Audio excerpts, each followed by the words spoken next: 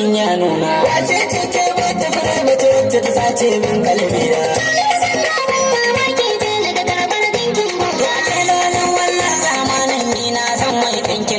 Wannan jadilin tide ke bai hikalar ki a soyayya ba. Shi kuma wannan bayi da aiki an taɓa yin hadari mai nauyi sau uku iska na ɗauke shi.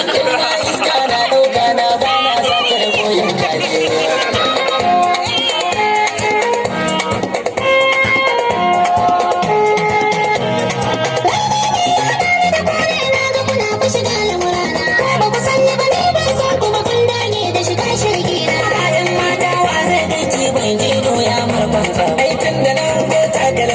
Ce na ta kusa a babba.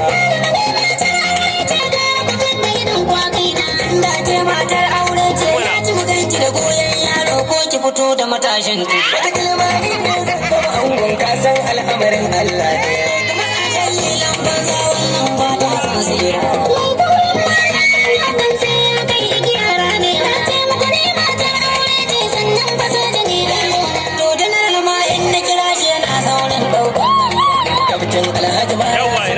Taba ba shi aran doki da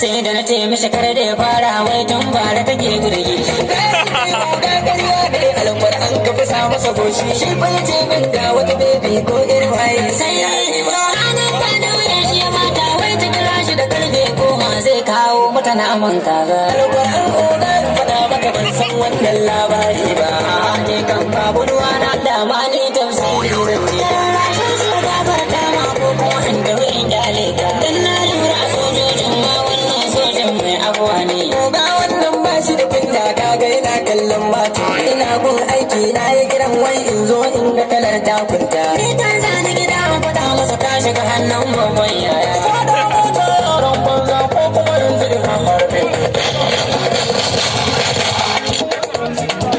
ga yana tura ni ya fara shiga tun da shi ne babba garin tsaye